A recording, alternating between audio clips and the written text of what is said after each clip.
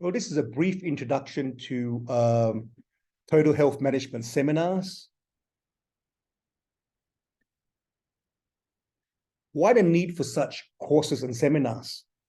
Because we all know that the best medication is actually education, to be educated on health methods and wellness methods on how to best take care of yourself. But unfortunately, today, medicines and health supplement advertisements have replaced that very important consumer health education. Correct knowledge and not advertisements can change lives, extend lives, and do a lot for your health. In recent time, there has been a great explosion in interest in health, wellness, and health supplements. I mean, people are taking their own health into their own hands rather than just leaving it to the doctor.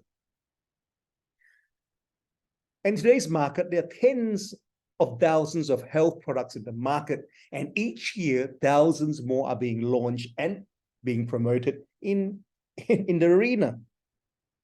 And often, promoters of these products will make many claims, and for the average individual, it is difficult to validate all these claims and to decide what really is appropriate for their own condition. And far too often, these products offer a panacea or a cure-all promise. They tend to give the people an idea or an inkling that a pill or nutritional supplement will do wonders even without modifications to lifestyle, such as diet and exercise. I mean, the body does the healing. These supplements are just aids to strengthen the body, right? And we've often seen promoters claiming this one particular elixir or product can cure diseases from A to Z, and even claims like, oh, you don't need to see a doctor, you don't need any more medications, and so forth. And I mean, these are the truths. And so, and when you do not know the truth, you're more gullible to all sort of excessive claims from the products being promoted in the market. Now, serious concern is that the large amounts of nutritional supplements, traditional medicines, and extremely strong protein supplements are being recommended and sold by people with little knowledge of health sciences, motivated only by commercial interests. Healthy living is not just about a pill, a particular diet, or exercise regimen. It is an attitude that encompasses diet, exercise, and many other factors, because healing has to be within the confines of the food we eat, the environment, I mean, the air we breathe, the water we drink, isn't it? The explosion in health methods is thereby legitimate. It is estimated that over 80% of all illnesses have environmental and lifestyle causes. I mean, the way you choose to live can affect your health, but the public should be given the correct information. We should all have a balanced perspective on health matters, not just one-sided, not just myopic and tunnel vision. Over the years, I have seen health from different perspectives. From the viewpoint of a Western-educated physician, where I received my medical training. I was an incentive-motivated pharmaceutical sales rep. I was a sales and marketing manager of a multinational drug company. I was a medical director of 2 American healthcare companies selling products from pharmaceuticals, vitamins, anesthesia, skincare products, nutrition, and also the head of a scientific affairs of a German multinational pharmaceutical firm. Formulated products with factories in Malaysia and New Zealand, and consultant to various MLM companies in Malaysia and abroad.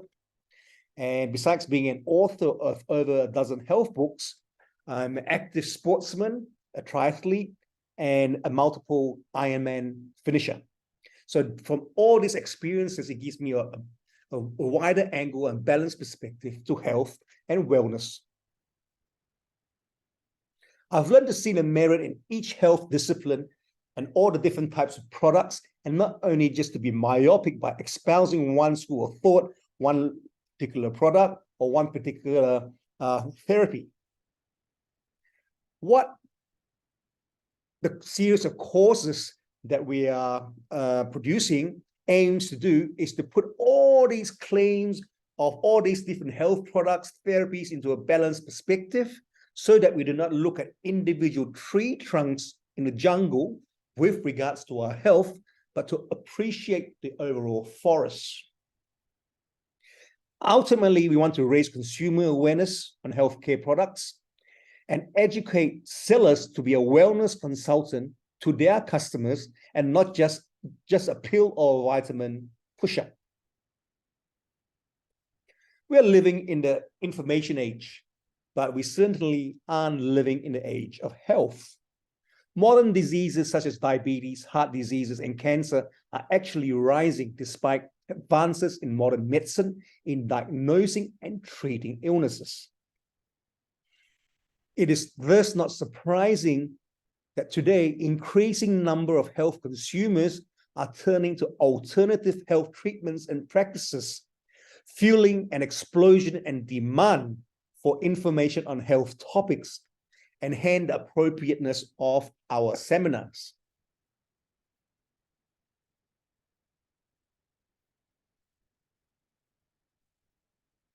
People are living longer, as you can see. Before, people were living up to here. Now people are living longer. But we want them to have health span. That means as they live longer, they should be healthy, free from diseases. So in the past, a third of their final years are laden with diseases. So with a knowledge of health and wellness matters, you can live relatively disease-free into your twilight years.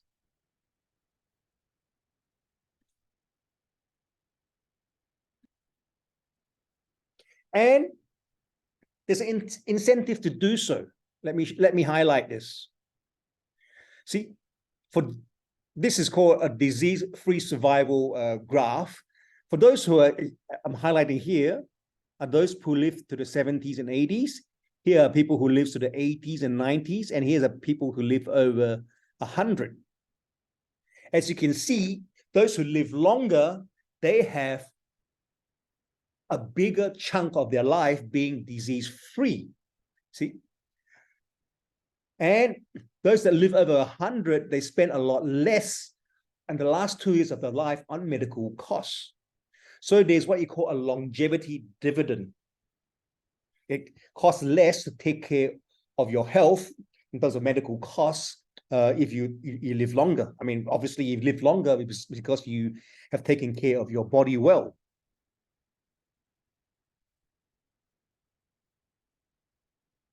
Many different therapies and products are available. I mean, there are so many of them that we are confused.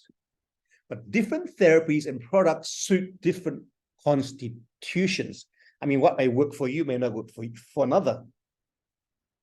So in making your choice, it is vital that you know your own needs, the benefits and limitations of each therapy, each product, and then establish what will work best for you. The courses are meant to be informative. I mean, we're not trying to sell any product or push any brands. It's informative rather than prescriptive and outlines some of the common therapies available. And hence it allows the student to conclude what will work best for him or her. The first module we are offering is disease-specific nutrition. Module number 2 is understanding nutrition and supplements. Third, regenerative medicine and cell therapy. Fourth, practical skincare and weight management. Fifth, children's diet and nutrition. And 6, exercise and sports nutrition. And down the road, we will add more and more modules. Module 1, disease-specific nutrition. Literally, I mean, everyone has a family history that includes a chronic illness, right? Just look around your aunts, your relatives, your parents, your siblings. You know, someone's bound to have had heart diseases, diabetes, or cancer.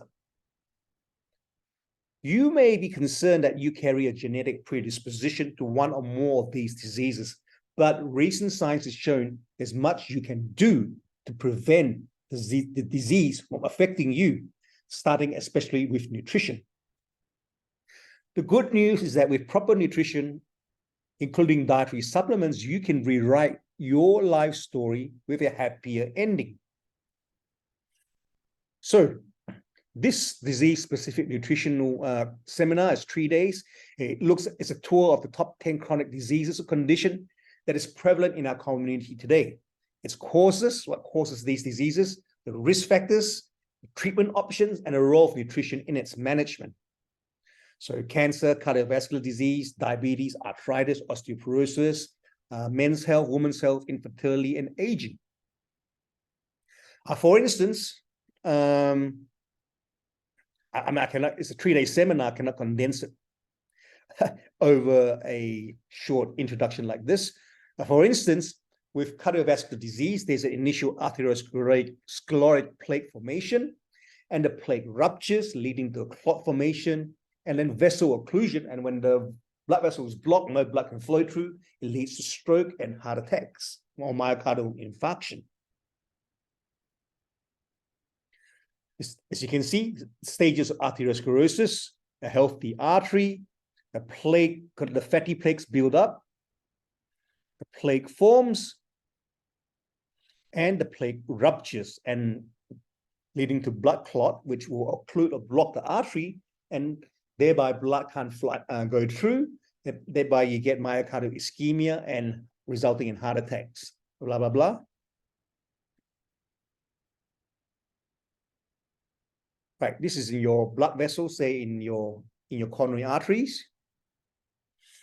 As you eat a lot of your char-siu, your nasi lemak, or whatever, cholesterol plaques builds up in the artery, right? And when it builds up, see, this red arrow is your blood flow. And in a pristine artery, as you see at the top, the blood flow is smooth. But when you have a lump here because of the fatty plaques, there's a high shear stress. It causes friction. And over the years, the friction of the turbulent blood flow is like a knife. It will cut the lining of the blood of the coronary artery, and eventually a cut will result in a clot. See all these platelets and blah blah blah. I mean, will form a clot. The clotting factors. Just like if you accidentally cut yourself, what happens is that when blood comes into contact with collagen, I mean, there's collagen in the lining of the artery, a clot will form. So a clot will form with the platelet and the clotting factors, and thereby the vessel will be blocked because of the clot. And if blood cannot flow to your heart muscles, it will cause a heart attack. And if blood cannot flow into your brain, it will cause a stroke. So that's the basis and sequelae of cardiovascular disease.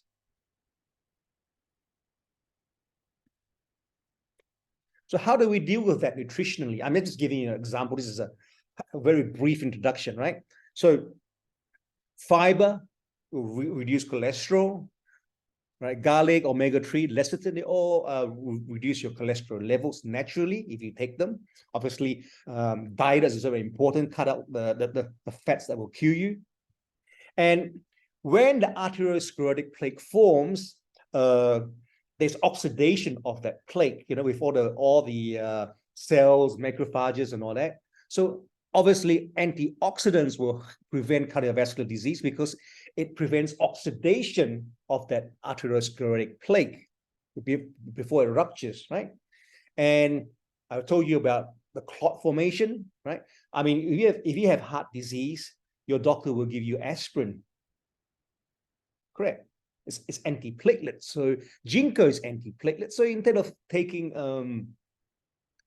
aspirin, which will cause gastric bleeding and gastric inflammation, you can take ginkgo or garlic and omega-3 that has anti-clotting properties, right? So once the vessel is occluded, it will lead to stroke or myocardial infarction or heart attack. And things like coenzyme Q10 and so forth supposedly can improve heart failure, because once you have myocardial infarction or a heart attack, you get compromised heart function. And products like coenzyme Q10, that's where its role is to improve the heart function, the heart pumping mechanism. For diabetes, I mean, this is just a nutshell, okay? introduction. You have insulin resistance. Your insulin doesn't work as well. Therefore, you have high blood sugar. But we know things like elements like chromium, zinc, manganese, selenium, magnesium, quercetin fights against insulin resistance. It makes insulin more responsive, right? It makes your cells more responsive to insulin. With diabetes, you get metabolic imbalances leading to ketoacidosis, and thereby things like carnitine and taurine counters that. And in diabetes, you get damage to your blood vessels and nerves. That's why you get the, what do you call it, neuropathy. You get like blindness in your eyes. You get kidney problems. You get heart problems because of damage to the blood vessels and nerves, leading to circulatory problems. And things like vitamin E, C, cobalamin, grapeseed oil, safflower oil, cod liver oil, quercetin, prevents damage to the blood vessels. And with diabetes, you get suppressed immune system. You're prone to infections, and thereby supplements that boost your immune system are beneficial for people with diabetes, like vitamin C, spirulina, and propolis. This is just a nutshell. Module 2, understanding nutrition and supplements. Well, critical to the idea of a good and balanced diet is food in the right proportions, not too much, not too little, because the aim is to get all the nutrients your body needs while maintaining a healthy weight. Consuming a healthy diet throughout the life helps prevent a range of non-communicable diseases and conditions. However, we all know it's challenging. I mean, you get friends calling you out, and sometimes you're busy, you're just taking a fast food, you know, there's the stress of work, so you just eat casually.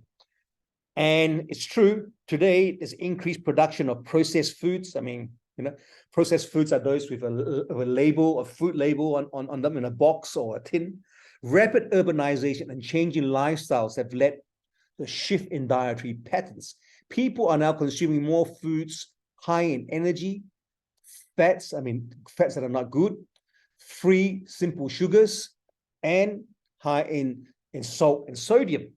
And many people these days do not eat enough fruit, vegetables, and other dietary fiber, such as whole grain. So in this module, we will look at fats that heal versus fats that kills, the right proteins to eat. We'll look at glycemic index and carbohydrates, fruits and vegetables, among others. For supplements, this module will go through in detail the various supplements that are commonly available, vitamin A to Z. And in this section, every supplement we scrutinize it and organize it into 3 sections. We'll talk about, okay, the facts of that vitamin, okay, like vitamin E, different types of vitamin E, tocotrienols, blah, blah, blah, right? Tocopherols. And then what are the claimed benefits, and then the right amount to take. Module 3 is on regenerative medicine and cell therapy. The human body has a natural ability to heal itself in many ways. A cut to the skin repairs itself.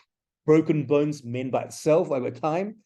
And a living donor's liver regenerates in a few weeks. Scientists has been able to capture this naturally occurring ability to heal, regenerate, and apply it to a wide range of conditions. We also look at aging and geroscience. Aging is a major independent risk factor for many chronic diseases. We will look at what is geroscience, which is the molecular and cellular basis for age-related diseases, and also look at the concept of health span versus lifespan. Topics will include stem cell therapy, PRP, plasma-rich platelet therapy, exosome therapy, 3D bioprinting, importance to detox your organs, the importance of sleep for your health, look at brain health, energy medicine like acupuncture, qigong, that's very important, and epigenetics. and how it's related to aging and health. Module 4 is on practical skincare and weight management. I mean, each year, billions of dollars are spent on products that promise to keep your skin smooth, healthy, and youthful. Present-day skincare has become both an art and a science. Gone are the days like, my grandparents, simple and superficial. You just wash your face with soap. My dad still does that, right? And soap and water. Today, it encompasses an educated understanding of the skin structure and its many functions and how internal and external factors affect your skin health. And an understanding of practical skincare could also save you your money from unnecessary products that are exorbitantly priced. And weight management. Overweight is recognized as a major health problem, not just a cosmetic or aesthetic lifestyle problem. I mean, obviously, you want to be slim and fit, not fat and obese. And for those who are overweight, even modest weight loss can do wonders for your health and can help lower blood pressure and cholesterol, risk of heart disease, diabetes, and much more. Module 5 is children's diet and nutrition. We'll look at what are dietary needs of a healthy child's development, for child development, how to manage your fussy eaters at home. Some eat meat, some don't eat vegetables. Some need catch-up growth. Some are falling sick every day. They need products to boost their immunity, and how to manage child obesity. The 6th module is on exercise and sport nutrition. Nutrition is an integral and important part for athletes because it provides a source of energy required to perform the activity. The food we eat impacts our strength, training, performance, and recovery. I do Ironman races. It's a 3.8K swim, 180K bike, and a 42K run. There are 4 disciplines in triathlon, not just 3, not just swim, bike, and run. Swim, bike, run, and the 4th discipline in triathlon, especially long races, is nutrition. If you get your nutrition wrong, you're going to suffer during the race and have a poor performance, or maybe not even finish the race. So thank you for listening. I hope this brief introduction is useful. Thank you, and see you in one of the courses.